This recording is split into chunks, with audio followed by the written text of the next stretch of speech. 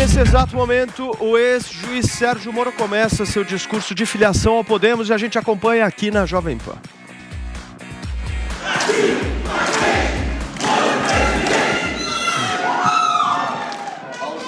Bom dia a todos. Que beleza esse auditório cheio. Eu quero agradecer a todos vocês que vieram gentilmente, de longe ou de perto, para prestigiar esse evento. Aos filiados do Podemos, aos filiados de outros partidos políticos, aos senadores, deputados, prefeitos, vereadores, servidores públicos e cidadãos em geral, aos empresários e trabalhadores aqui presentes.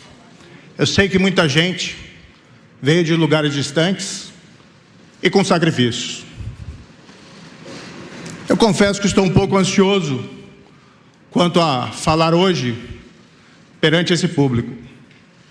Eu não tenho uma carreira política e não sou treinado em discursos políticos. Alguns até dizem que não sou eloquente e muita gente critica a minha voz.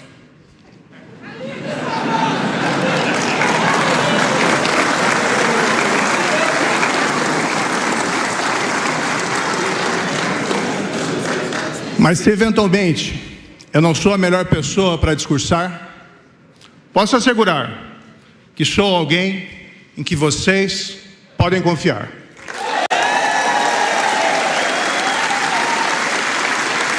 Vivo aqui na Jovem Pan News acompanhando a fala do juiz Sérgio Moro agora na filiação ao Podemos. Mais uma vez, como juiz da Lava Jato e como ministro da Justiça, vocês conhecem a minha história e sabem que tomei decisões difíceis, que nunca recuei de nenhum desafio, nem repudiei meus princípios para alimentar ambições pessoais. Por isso, eu peço hoje atenção às minhas palavras, muito mais do que à minha voz. O Brasil não precisa de líderes que tenham voz bonita. O Brasil precisa de líderes que ouçam a voz do povo brasileiro.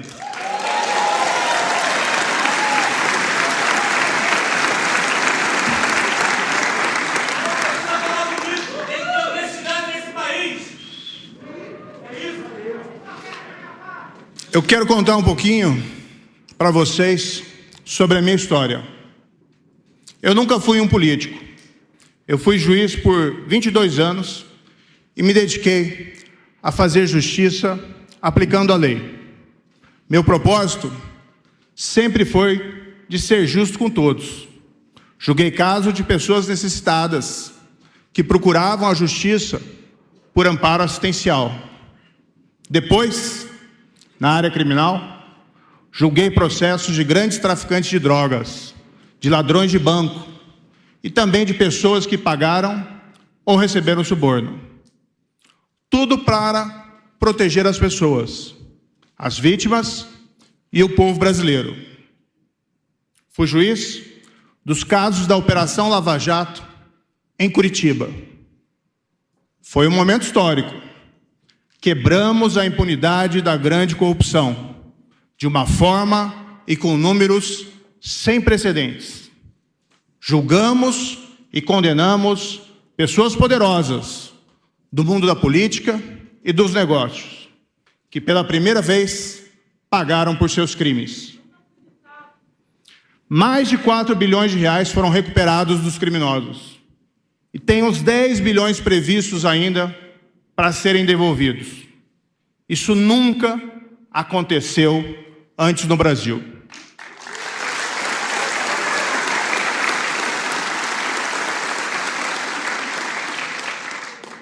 Eu sempre fui considerado um juiz firme e fiz justiça na forma da lei. Na época, todos diziam que era impossível fazer isso, mas nós fizemos. Claro, com grande apoio da população brasileira. Eu, você, nós, todos juntos, mostramos que a lei se aplica para todos.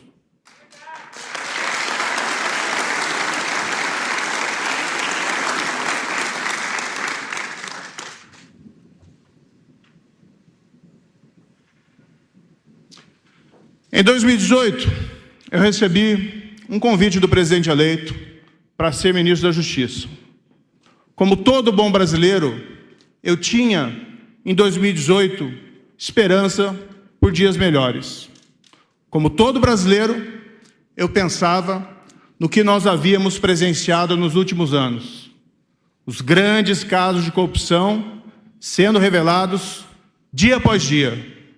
Os pichulecos, as contas na Suíça, milhões de reais ou de dólares roubados. A Petrobras, nosso orgulho, a Petrobras, foi saqueada dia e noite por interesses políticos, como nunca antes na história desse país. Apartamentos forrados de dinheiro roubado em espécie e uma persistente recessão provocada pelos mesmos governos que permitiram tudo isso, com as pessoas comuns desempregadas e empobrecendo. Era um momento que exigia mudança. Eu, como juiz da Lava Jato, me sentia no dever de ajudar. Havia pelo menos uma chance de dar certo, e eu não poderia me omitir. Aceitei o convite e ingressei no governo. O meu objetivo era melhorar a vida das pessoas por meio de um trabalho técnico, principalmente reduzindo a corrupção e outros crimes. Conseguimos, de fato, em 2019, diminuir a criminalidade violenta e combatemos, para valer, o crime organizado. Cerca de 10 mil vidas brasileiras deixaram de ser ceifadas pelo crime neste meu primeiro ano como ministro da Justiça.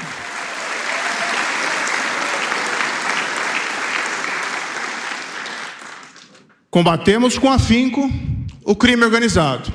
Isolamos, por exemplo, em presídios federais, as lideranças das gangues mais perigosas do país.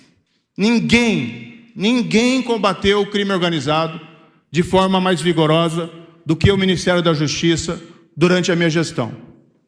Até quem não gosta de mim reconhece isso.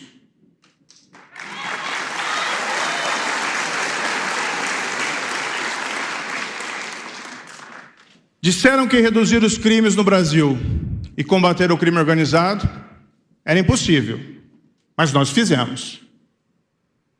O meu desejo era de continuar atuando como ministro, em favor dos brasileiros. Infelizmente, não pude prosseguir no governo. Quando aceitei o cargo, não fiz por poder ou prestígio. Eu acreditava em uma missão. Queria combater a corrupção, mas para isso eu precisava do apoio do governo. E esse apoio foi negado.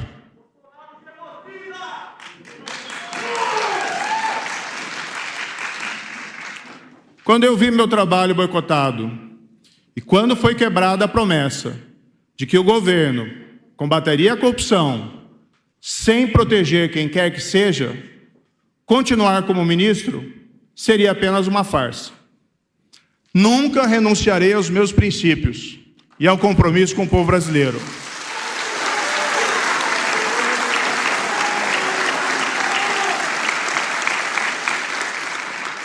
Não existe nenhum cargo que valha a alma de uma pessoa.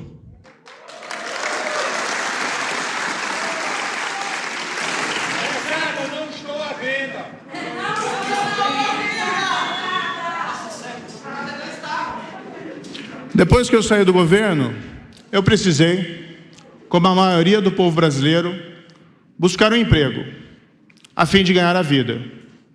Eu precisava trabalhar.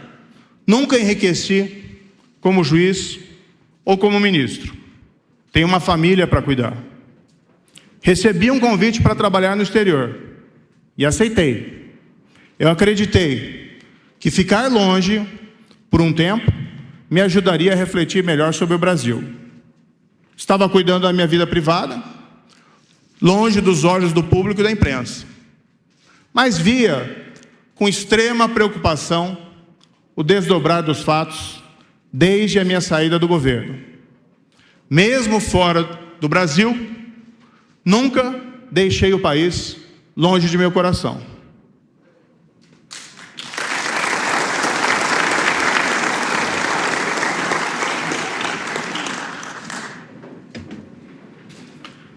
Estamos no final de uma pandemia que afligiu o mundo e só no Brasil deixou mais de 600 mil vítimas. Vi consternado o crescer do número de vítimas e a desolação das famílias. Não há um brasileiro ou uma brasileira que não tenha perdido alguma pessoa querida, um parente ou um amigo. Não há um verdadeiro brasileiro ou brasileira que não tenha se emocionado com essas perdas. Aproveito aqui o momento para registrar meu pesar por todas as vítimas e por aqueles que sofreram com a perda delas.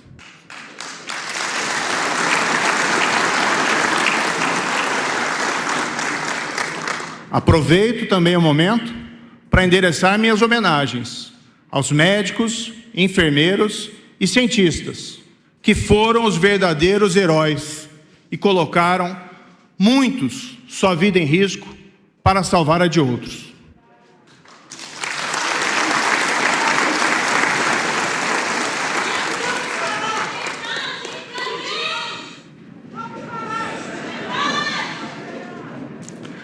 Desses médicos, enfermeiros e cientistas, vamos reconhecer que eles também nos mostraram o valor da ciência e do nosso Sistema Único de Saúde. Junto com a pandemia, vimos com tristeza outros flagelos. Escolas sem aulas por falta de estrutura, empregos e negócios sendo perdidos, mercados, padarias e restaurantes de portas fechadas, a pobreza e a fome sendo espalhadas, pais e mães com dificuldades para cuidar dos seus filhos, o jovem e o idoso esperançosos por conseguir um trabalho, encontrando ao revés o desemprego. Como se não bastasse, mesmo com o fim próximo da pandemia, a economia não vai bem. As pessoas ainda estão sofrendo.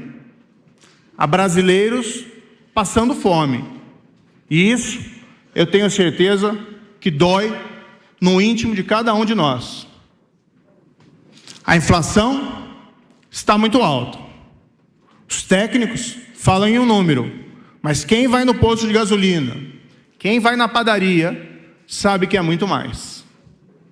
Os juros subiram, dificultando ainda mais a vida do empresário, do agricultor ou das pessoas comuns. E os juros ainda vão subir mais neste governo. E isso vai tornar a vida das pessoas mais difícil.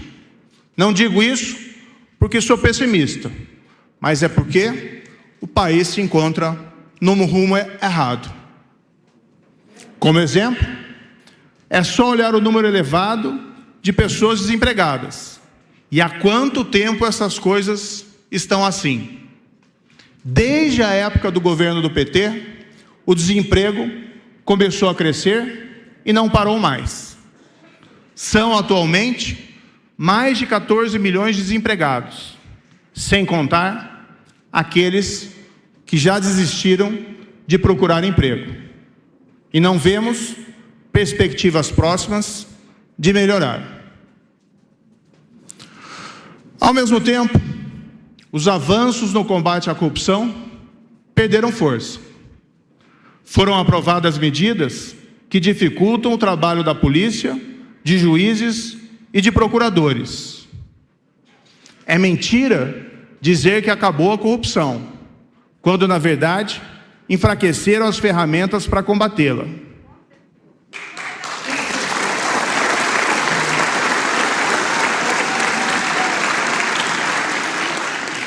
Quase todo dia ouvimos notícias de criminosos sendo soltos, normalmente com base em formalismos ou argumentos que simplesmente não conseguimos entender. O que no fundo a gente entende é que os criminosos poderosos estão escapando impunes de seus crimes e que a lei não está valendo para todos. Fica aquela sensação amarga de que não existe lei, de que não existe justiça. Como se a Petrobras não tivesse sido saqueada, como se tudo o que foi feito não tivesse valido, e como se não tivessem importância as manifestações de milhões de brasileiros, vários aqui presentes, ou em suas casas, ou em seus trabalhos, que saíram às ruas em 2015 e 2016, protestando contra a corrupção. Desde que eu me entendo por gente, eu ouço as pessoas falarem que o Brasil é um país injusto, que precisamos fazer reformas, mexer nas leis para que o país melhore, para que as coisas comecem a funcionar, para que as pessoas tenham escolas decentes para seus filhos e hospitais que resolvam os seus problemas, para que a estrada cheia de buracos seja asfaltada, para que as pessoas possam andar na rua com segurança. Mas essas reformas nunca chegam, ou quando chegam, são mal feitas. E o Brasil fica sendo esse país do futuro. E nós nos perguntamos, quando vai chegar o futuro do país do futuro?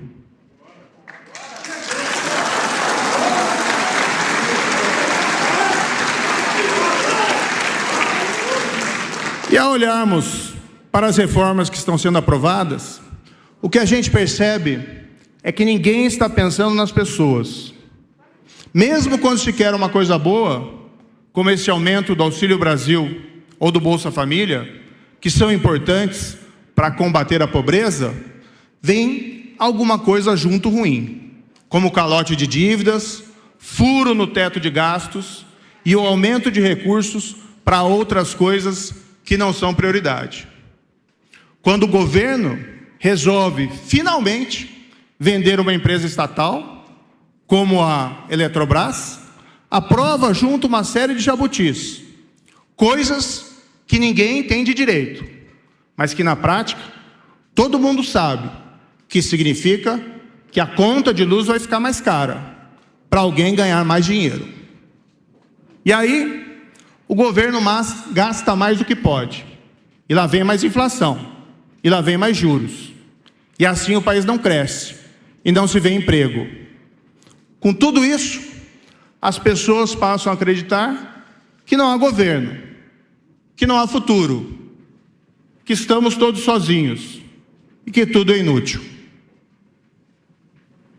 Meus amigos e minhas amigas, todas essas coisas estão relacionadas. Se o Brasil está parado e não vai adiante, não é porque não sabemos o que precisamos fazer. Ninguém tem dúvida de que precisamos melhorar a vida das pessoas. Todo mundo também sabe que quem desvia dinheiro público tem que ser punido e não premiado.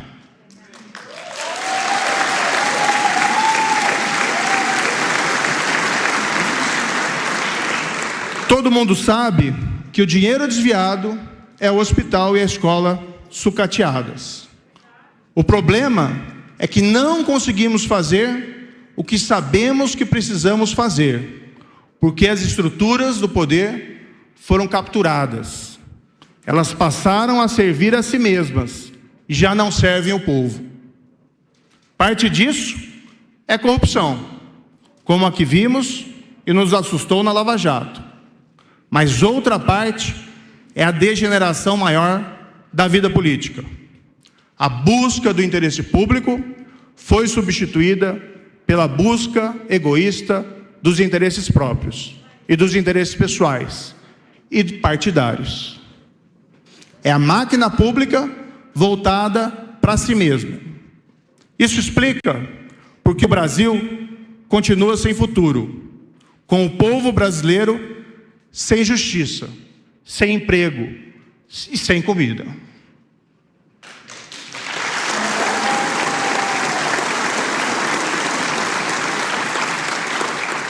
Eu sonhava que o sistema político iria se corrigir após a Lava Jato, que a corrupção passaria a ser coisa do passado e que o interesse da população seria colocado em primeiro lugar. Isso não aconteceu. E embora tenha muita gente boa na política, nós não vemos grandes avanços. Após um ano morando fora, eu resolvi voltar.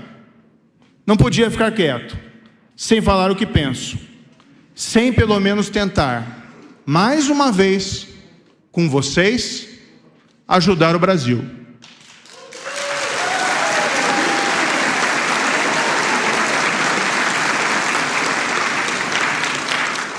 Então resolvi fazer do jeito que me restava, entrando para a política, corrigindo isso de dentro para fora. A gota d'água para mim foi encontrar um estudante brasileiro no exterior, que me perguntou: Moro, é verdade que você abandonou o Brasil? Aquilo, confesso que me doeu. Foi como um tiro no meu coração. Eu não poderia e nunca vou abandonar o Brasil.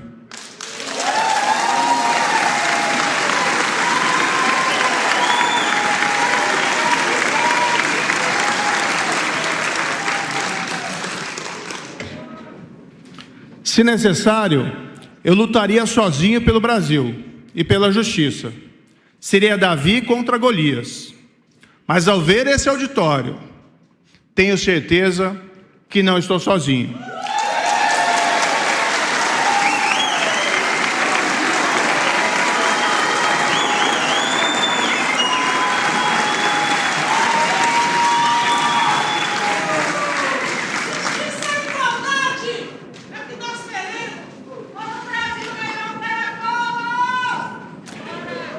Tenho essa mesma certeza quando eu encontro as pessoas na rua, nos mercados, nas escolas, em qualquer lugar, e elas estão com um sorriso no rosto, me cumprimentam ou elogiam pelo trabalho realizado na Lava Jato ou como ministro da Justiça. Então eu voltei ao Brasil para ajudar a construir um projeto que é de muitos. Nenhuma pessoa pode ter um projeto só para si mesmo. Ninguém existe só para si mesmo. Para isso, resolvi entrar na vida política e filiar-me ao Podemos.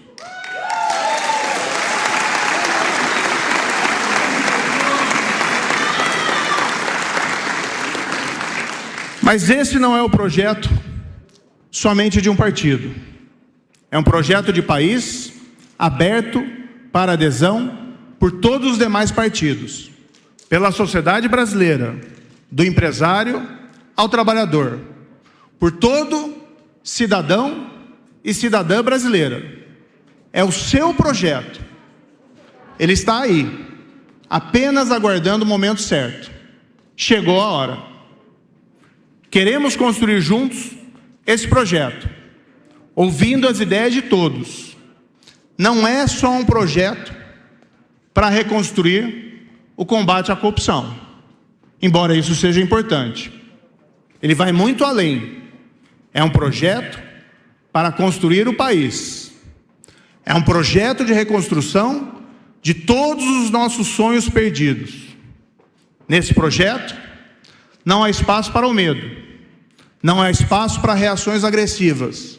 Mas também não há espaço para a timidez.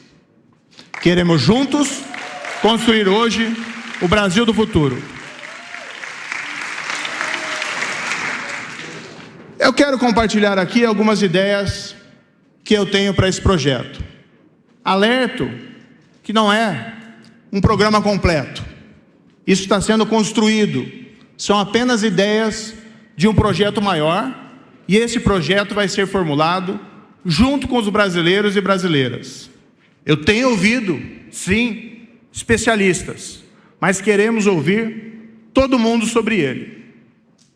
Primeiro, precisamos recuperar a ideia de que vivemos e dividimos o mesmo país, de que somos todos irmãos, amigos e vizinhos. Podemos até divergir em alguns pontos, mas nós temos, como brasileiros, mais pontos em comum do que diferenças. Então, e isso é importante, o nosso projeto é forte, ele é vigoroso, mas ele não é agressivo. Nossas únicas armas serão a verdade, a ciência e a justiça.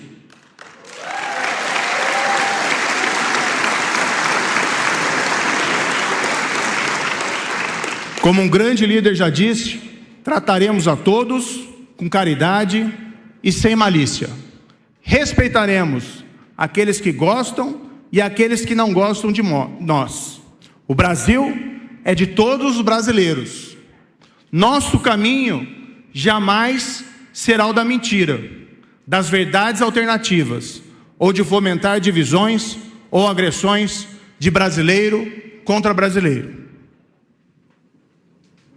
Incluo aqui, nessa atitude de respeito e generosidade, a imprensa. Chega de ofender ou intimidar jornalistas.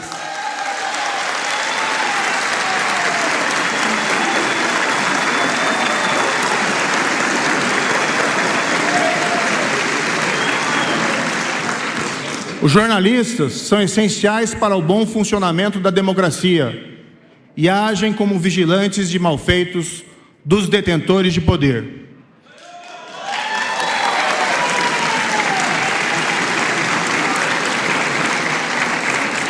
A liberdade de imprensa deve ser ampla.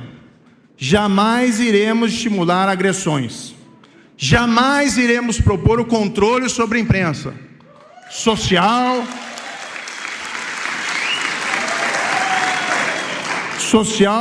ou qualquer que seja o nome com que se queira disfarçar censura ou controle de conteúdo. Isso vale para mim e para qualquer pessoa que quiser me apoiar.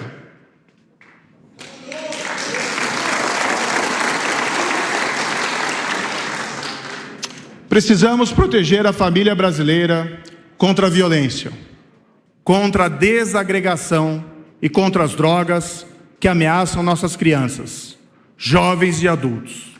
Propomos incentivar a virtude e não o vício, uma sólida formação moral e cidadã. Nosso projeto de redução da criminalidade violenta, do combate ao crime organizado e ao tráfico de drogas precisa ser retomado com todo o vigor, sempre na forma da lei, e buscando recuperar aqueles que se desviaram do bom caminho.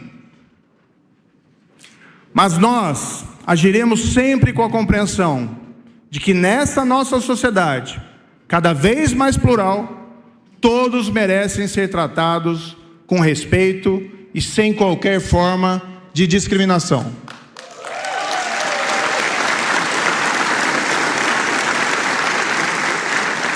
Precisamos de uma sociedade inclusiva, que acolha as diferenças, e precisamos também de uma sociedade que respeite todas as crenças e religiões. Nessa sociedade inclusiva, merecem especial atenção as pessoas com deficiência e as pessoas com doenças raras. Aprendi a admirá-las por meio da minha esposa, Rosângela, com quem sou casado há 22 anos e tenho 2 filhos. Minha esposa é advogada e atende pessoas com deficiência, pessoas com doenças raras e, igualmente, associações que promovem os direitos delas.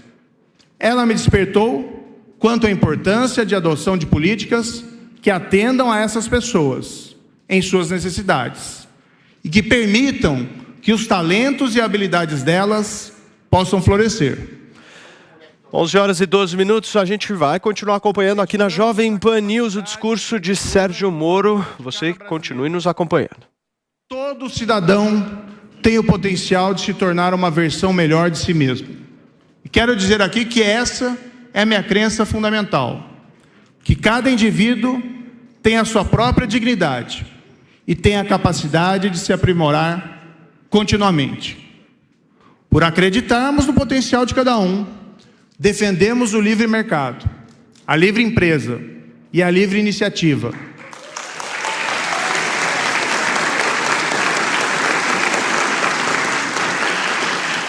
Tudo isso sem que o governo tenha que interferir em todos os aspectos das vidas das pessoas. Precisamos reformar nosso sistema confuso de impostos. Há quanto tempo nós falamos em fazer uma reforma tributária e isso nunca é feito? Precisamos privatizar estatais ineficientes. Precisamos abrir e modernizar nossa economia, buscando mercados externos. O tempo é de inovação e não podemos ficar para trás nesse mundo cada vez mais dinâmico e competitivo. Mas nesse país que compartilhamos, o nosso senso de comunidade impede que adotemos um capitalismo cego, sem solidariedade ou compaixão. O nosso senso de justiça, os nossos valores cristãos, e que são compartilhados pelas outras religiões, exigem que as grandes desigualdades econômicas sejam superadas. Uma das prioridades do nosso projeto será erradicar a pobreza, acabar de vez com a miséria.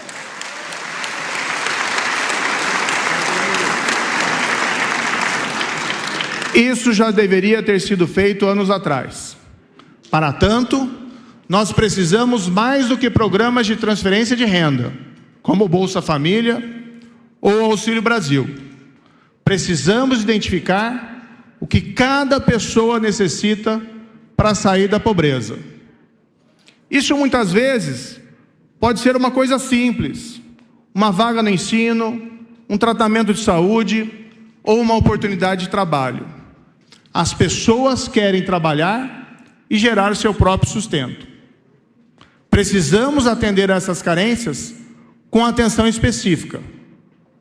E como medida prioritária, sugerimos a primeira operação especial, a criação de uma força-tarefa de erradicação da pobreza, utilizando os servidores e especialistas das estruturas já existentes. Será uma força-tarefa permanente e atuará como uma agência independente, sem interesses eleitoreiros. A missão é erradicar a pobreza no país. Muita gente pensa que isso é impossível. Como diziam que era impossível combater a corrupção. Não é. E nem precisa destruir o teto de gastos ou a responsabilidade fiscal para fazê-lo. Nós podemos erradicar a pobreza. E esse é o maior desafio da nossa geração.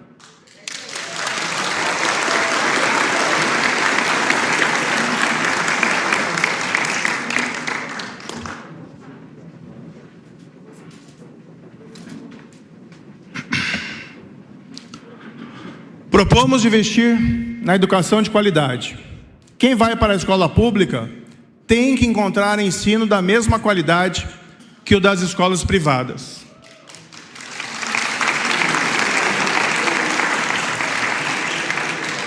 Eu cresci no interior, na querida Maringá, e frequentei tanto escola privada como escola pública. E na época, a qualidade de ensino era parecida.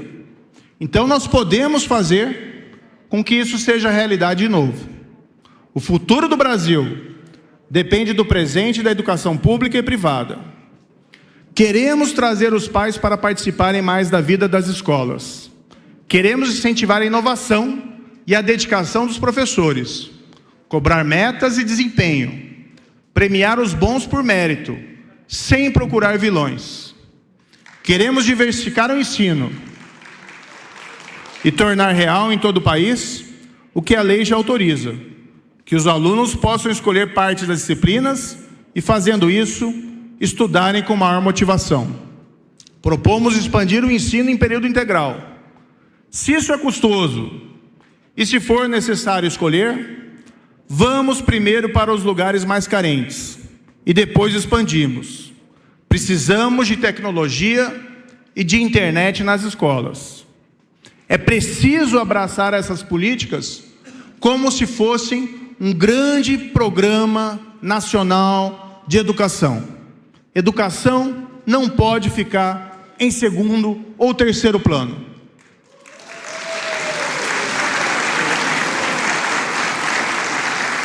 Queremos, como pais e mães, que nossos filhos, que os filhos de nossos filhos tenham um futuro melhor. E isso depende da educação. A escola deve ser um lugar para matemática, tecnologia, ciências, cultura e literatura. Um lugar de liberdade e de aprendizado. Precisamos falar sobre corrupção. Muitos me aconselharam a não falar sobre esse assunto. Mas isso é impossível. Combater a corrupção não é um projeto de vingança ou de punição. É um projeto de justiça na forma da lei. É impedir que as estruturas de poder sejam capturadas e, dessa forma, viabilizar as reformas necessárias para melhorar a vida das pessoas. É um projeto para termos um governo de leis que age em benefício de todos e não apenas de alguns. Chega de corrupção, chega de mensalão, chega de petrolão, chega de rachadinha.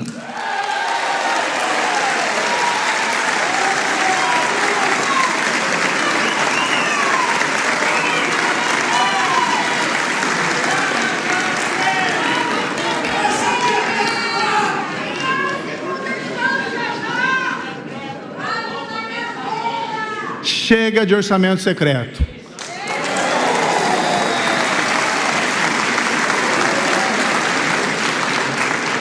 No fim, chega de querer levar vantagem em tudo e de enganar o povo brasileiro.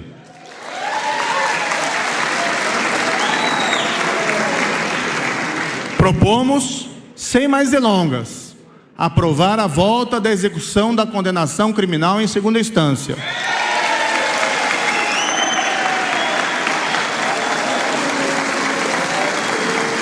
Isso. Você que nos acompanha aqui na Jovem Pan, nós estamos ao vivo acompanhando o discurso de Sérgio Moro na filiação ao Podemos. Vamos continuar. Precisamos garantir a independência do Ministério Público, respeitando as listas, e a autonomia da polícia, com mandatos para os diretores. Tudo isso para impedir interferência política no trabalho deles. Propomos ainda a criação de uma Corte Nacional Anticorrupção, como fizeram outros países. Usaremos as estruturas já existentes, convocando juízes e servidores vocacionados para essa tão importante missão. Precisamos cuidar do futuro e que vamos deixar para as novas gerações. O Brasil é um país que, historicamente, respeitou e protegeu o meio ambiente. Nós temos a maior floresta do mundo, a Amazônia. Alguns veem a floresta como incômodo. E hoje, nossa imagem no exterior é péssima. Mas a floresta é um patrimônio valioso e precisamos mudar a percepção do mundo a nosso respeito.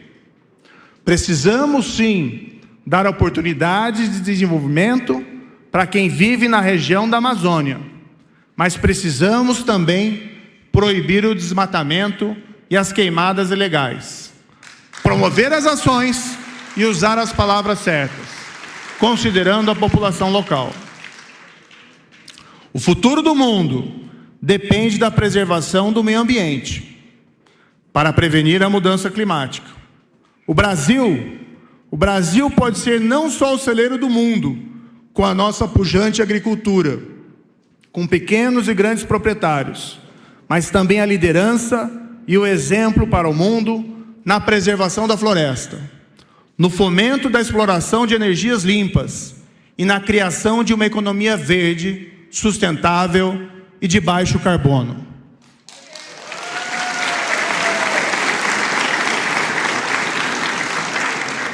Isso não é assunto só para Glasgow, isso é assunto para nós aqui hoje, todo dia. Isso nos trará investimentos e nos fará orgulhosos de nosso país. Nós somos detentores dessa enorme riqueza verde e, infelizmente, fizemos tudo errado nos últimos anos. Isso pode e deve ser consertado. O Brasil deve ser o líder e o orgulho do mundo na economia verde e sustentável.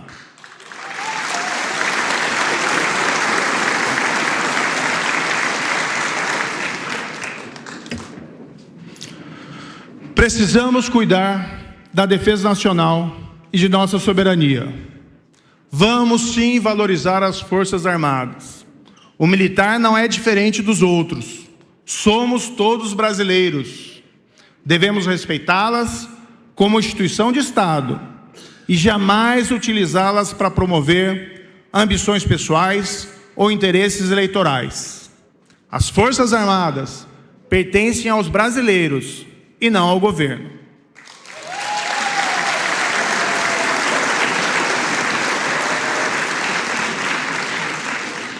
Para que todo esse projeto tenha credibilidade, para que nós possamos demonstrar com sinceridade o nosso desejo de reconstruir o país e de reformar as instituições, nós precisamos provar que estamos dispostos a sacrifícios, que a classe dirigente, que a classe política não terá por foco aumentar o seu poder ou seus privilégios e que agirá para beneficiar a todos, pensando no interesse comum e no bem público.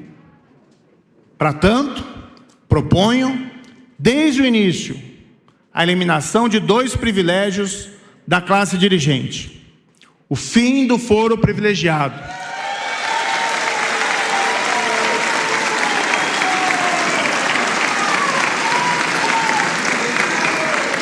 O foro privilegiado que trata o político ou a autoridade como alguém superior ao cidadão comum.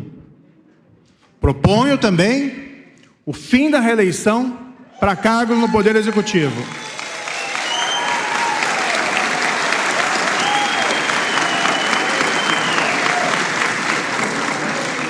O foro privilegiado tem blindado políticos e autoridades da apuração de suas responsabilidades. Não precisamos do foro privilegiado. Eu nunca precisei quando fui juiz ou quando fui ministro. E hoje, como cidadão comum, fico muito bem sem ele. O foro privilegiado não deve existir para ninguém e para nenhum cargo, nem para o presidente da República.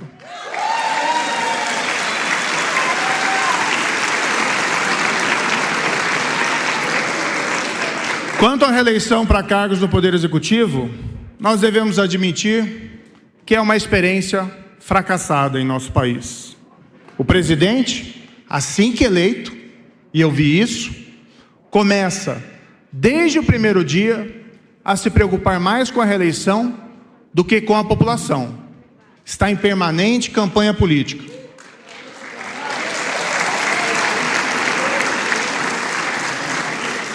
A reeleição ainda tem o risco de gerar caudilhos, populistas ou ditadores, de esquerda ou de direita, pessoas que se iludem com seu poder e passam a ser uma ameaça às instituições e à democracia, seja por corrupção, seja por violência ou ameaça. Não devemos correr mais esse tipo de risco. Entendo que se nós, da classe política, cortarmos nossos privilégios, daremos um bom exemplo e conseguiremos a credibilidade necessária para a aprovação de outras reformas dirigidas a melhorar a vida das pessoas. Vamos gerar um ambiente de confiança, vamos gerar um ciclo virtuoso em favor das reformas, fomentando investimentos, gerando empregos, recolocando o governo na trilha certa. O governo existe para ajudar as pessoas e não o contrário. O governo Muito bem, aqui na programação da Jovem Pan nós continuaremos acompanhando agora o discurso de Sérgio Moro, a sua filiação ao partido Podemos. O Morning Show fica por aqui, você fica com toda a programação de jornalismo da Jovem Pan, agora com Headline News. Um abraço, um beijo a todos, amanhã a gente está de volta.